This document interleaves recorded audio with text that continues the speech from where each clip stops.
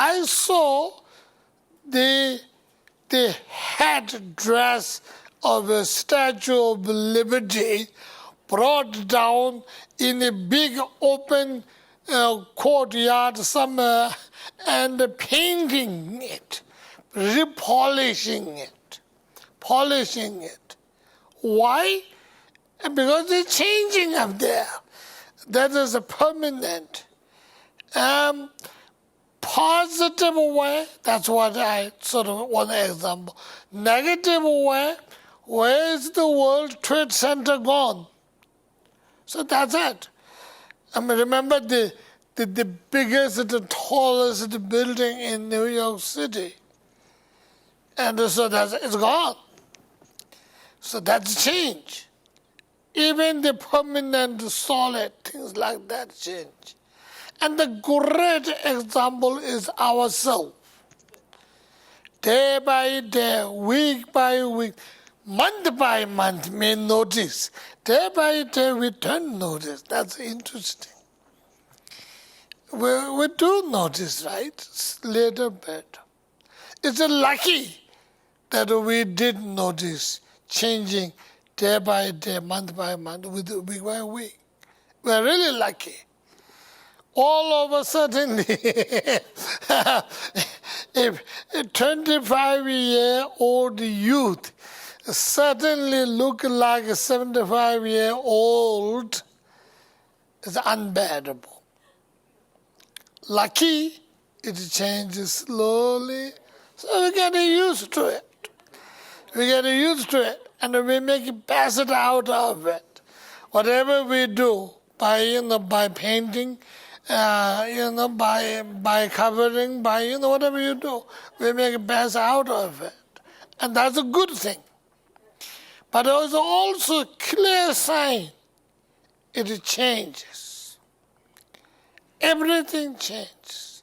There's nothing doesn't change. So our positive deed and negative deeds also can change. Grow faster, much more faster than normal way. It's very true. Even externally, how fast it grow. Grow really a little seed of a fruit. Suddenly it's a huge tree. You can collect hundreds of fruits out of it. And that beginning is a little seed. It is grown. External things grow that fast. Internal things even more faster. Because it doesn't depend on the ground. It has a perfect ground anywhere to grow positive or negative way, both ways. Positive way. So it is changeable. Since it is changeable, and you can try to change it best way. As I just give you the example of ink and diluting ink and making it different, any color, that happens, right? You know yourself very well. We all know. So that's exactly what happens within our inside. So that's why what we dealt this time is something called 7 branch, 7 activities. And those 7 activities are the Buddha's resolution for us to carry on our contemplative work. And so that's also what it is. And that's what we dealt. To recognize negativities and the negative emotions, negative actions is one thing. To change it, another thing. So what does the Tibetan Buddhism tells us? you can change that. And that's also why this 7 lamp, 7 activities. And those 7 activities, briefly, I will talk to you. The counting now, if I count 1, 2, 3, 4, 5, 6, 7, doesn't make much difference. Out of that, the 2 most important are building and purifying, which I already spent a whole hour today talking about it. One thing I didn't forget here. That is, what we normally do, we get, when we see some other people doing something good, very often a lot of people will appreciate. But some people, we get jealous. We get jealous. Somebody's doing it. My neighbor's doing something great. Great. Why he? Why she? Why not me? I do the same thing. I'm interested. And I'm putting my all efforts. And so, what do we do? We say, good, very good, bad. That's what we do. Very good, they're doing, but very good, bad. And whenever the bad comes in, it is a clear indication there is something that you don't like it. You have some better way of doing it. It may not be better way, because it should have been me. Why not me? And that is jealous.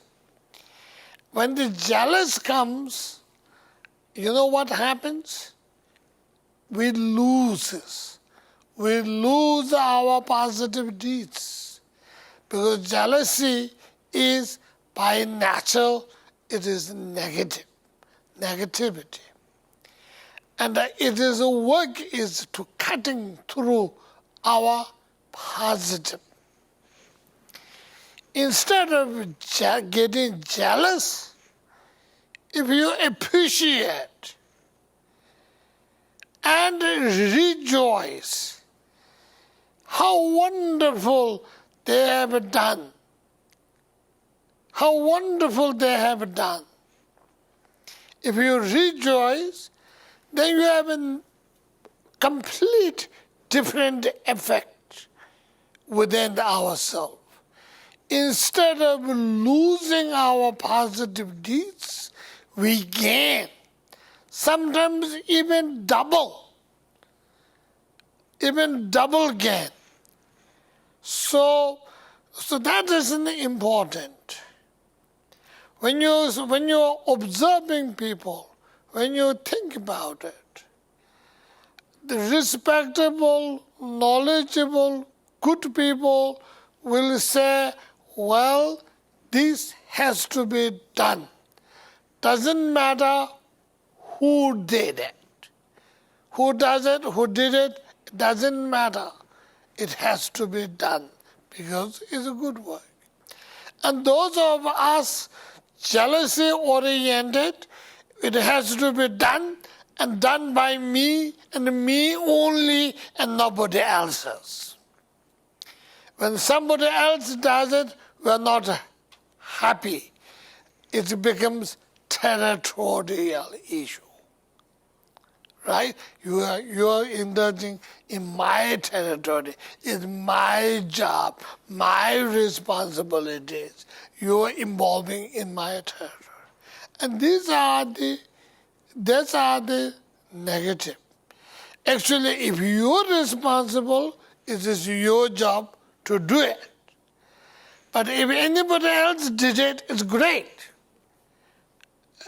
It's been helpful, appreciated, and it should not be engaged in that territorial issue. And that, the Tibetan Buddhism gives you a funny example. People who are fighting for the territorial issue. they give you like a snake. The snake, also the poisonous snakes, normally like to hit in damp, dark area and make sure they are safe and protected. They make sure they put the poison around, so whoever comes, they be affected. And if it's still going there, they go, "Vook," right? So that is the thing. So example. So one of those important key of building a positive deed is avoiding this jealousy. Avoiding jealousy, avoiding anger, hatred, avoiding obsession, picking up intelligence, faith, picking up compassion, picking up love, and balancing yourself, your life, those activities, and recognizing sooner or later these type of thing, the jealousy, etc., are to be eradicated. Faith, love, compassion, these are to be adopted. And when you say dharma change, changing yourself from these negative addictions to these positive addictions.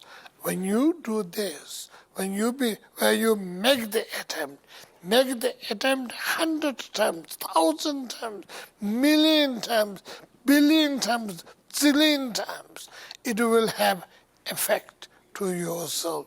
When you have that effect, then your life is totally improving.